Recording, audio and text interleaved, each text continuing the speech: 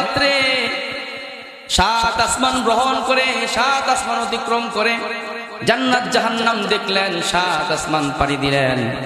প্রথম আসমানে হযরতে আদম আলাইহিস সালাতু ওয়াস সালামের সাথে সাক্ষাৎ, দ্বিতীয় আসমানে হযরতে ঈসা আলাইহিস সালাতু ওয়াস সালামের সাথে সাক্ষাৎ, তৃতীয় আসমানে হযরতে ইউসুফ আলাইহিস সালাতু ওয়াস সালামের সাথে সাক্ষাৎ, চতুর্থ আসমানে হযরতে ইদ্রিস আলাইহিস সালাতু ওয়াস সালামের সাথে সাক্ষাৎ, পঞ্চম আসমানে হযরতে হারুন আলাইহিস সালাতু ওয়াস সালামের সাথে সাক্ষাৎ, ষষ্ঠ আসমানে হযরতে মূসা আলাইহিস সালাতু ওয়াস সালামের সাথে সাক্ষাৎ, সপ্তম আসমানে হযরতে ইব্রাহিম খলিলুল্লাহ আলাইহিস সালাতু ওয়াস সালামের সাথে সাক্ষাৎ।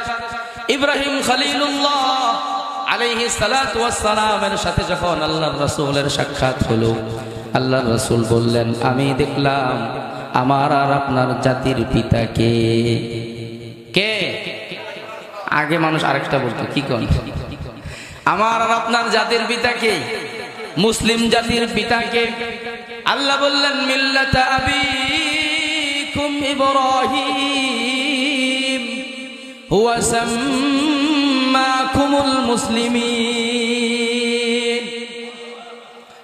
তোমাদের জাতির পিতা, ও মুসলমান জাতি, তোমাদের জাতির পিতা হলো ইব্রাহিম আলাইহিস সালাতু ওয়াস সালাম। তোমাদের নামটা যে মুসলমান, এই মুসলমান নামটা তোমাদের পিতা ইব্রাহিম দিয়েছে। আল্লাহ রাসূল বলেন, সপ্তম আসমানে যাওয়ার পরে ইব্রাহিম আলাইহিস সালাতু ওয়াস সালামের সাথে সাক্ষাৎ। সপ্তম আসমানে বাইতুল মামুর নামে একটা মসজিদ আছে, একদম বাইতুল্লাহ, আল্লাহর কাবা জমিন যেই জায়গায় প্রতিষ্ঠিত, সরাসরি এর বরাবর 7 আসমানে মসজিদে বাইতুল মামুর নামে একটা মসজিদ আছে। ওই মসজিদের দেয়ালের মধ্যে হেলান দিয়ে সাইয়্যিদুনা ইব্রাহিম আলাইহিস সালাতু ওয়াস সালাম বসে আছেন। আল্লাহ রাসূল বলেন, বাবা ইব্রাহিমের সাথে আমার সাক্ষাৎ হলো। ইব্রাহিম আলাইহিস সালাতু ওয়াস সালাম আল্লাহর রাসূলকে বললেন, ইয়া মুহাম্মদ, ও মুহাম্মদ, মেরাজের সফর শেষ করে এরপরে আপনি জমিনে যাবেন, আপনার উম্মতের কাছে ফিরে যাবেন। আপনার উম্মতের কাছে যখন যাবেন, ফাকরা আলা উম্মতিকা মিন্নি আসসালাম, আমি ইব্রাহিমের পক্ষ থেকে আপনার উম্মতকে সালাম জানাইয়া দিবেন। সালাম জানাইলেন কে? ইব্রাহিম আলাইহিস সালাতু ওয়াস সালাম সালাম জানাইলেন। সালাম পেয়ে আপনারা খুশি না বেজার? 7 আসমানের উপর থেকে ইব্রাহিম আলাইহিস সালাতু ওয়াস সালাম সালাম জানাইলেন উম্মতে মুহাম্মদীকে, আমাদেরকে, আমরা এখানে যারা বসে আছি সবাইকে সালাম জানাইলেন। আমি জানি না এর আগে আপনারা ইব্রাহিম আলাইহিস সালাতু ওয়াস সালামের এই সালামের কথা শুনছেন কিনা? শুনছিলেন?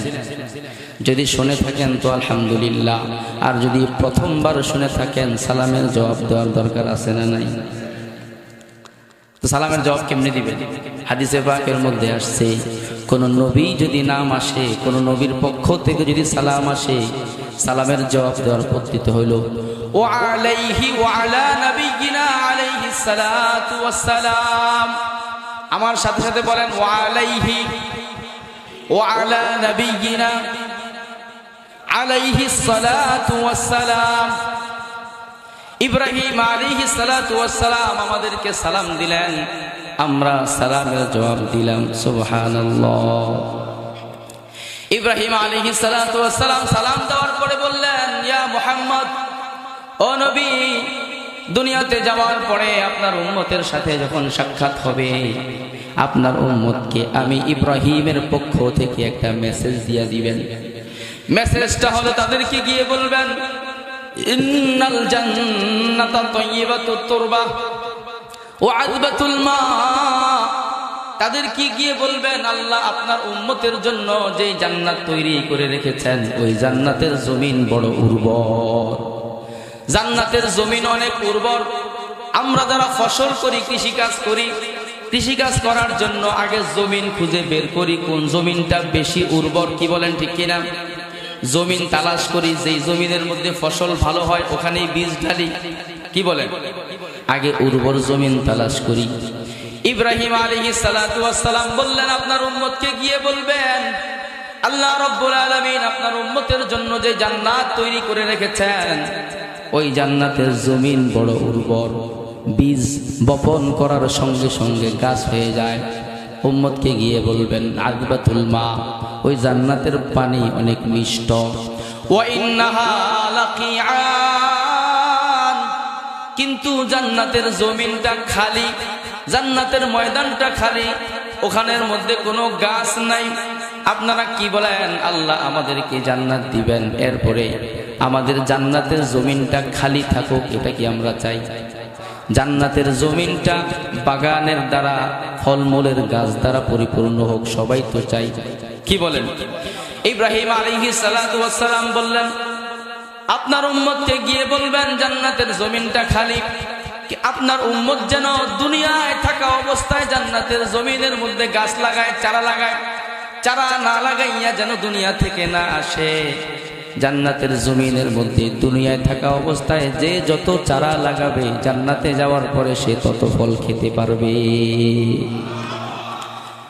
জমিন হলো কোথায়? জান্নাতে। আমরা হইলাম কোথায়? দুনিয়াতে।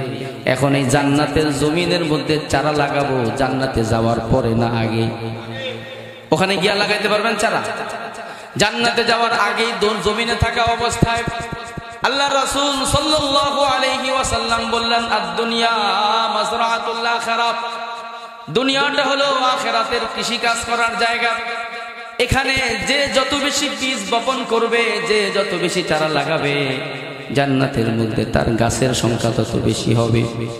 হযরত ইব্রাহিম বললেন, জান্নাতের জমিন খালি, আপনার উম্মতকে বলবেন তারা যেন দুনিয়ায় থেকে জান্নাতের জমিনের মধ্যে বেশি পরিমাণে চারা লাগায়। এখন আমাদের পক্ষ থেকে প্রশ্ন, আমরা দুনিয়াতে, জমিনটা হলো জান্নাতে, চারা কিভাবে লাগাবো? ইব্রাহিম আলাইহিস সালাতু ওয়াস সালাম চারার কথাও বলে দিলেন। দুনিয়াতে চারা লাগানোর জন্য নার্সারিতে চলে যেতে হয়। যেই ফসল করতে চাই, যেই ফলের গাছ লাগাইতে চাই, ওই ফলের গাছের চারাটা কিনে ওখানে লাগাই। ইব্রাহিম আলাইহিস সালাতু ওয়াস সালাম জান্নাতের চারার কথা বলে দিলেন। ওয়া ইন্না গিরাসাহা সুবহানাল্লাহ ওয়ালহামদুলিল্লাহ ওয়া লা ইলাহা ইল্লাল্লাহু আল্লাহু আকবার। আপনার উম্মতকে গিয়ে বলবেন, আপনার উম্মত দুনিয়াতে একবার সুবহানাল্লাহ বলবে, জান্নাতে একটা চারা লেগে যাবে। একবার সুবহানাল্লাহ বলবে, একবার একটা চারা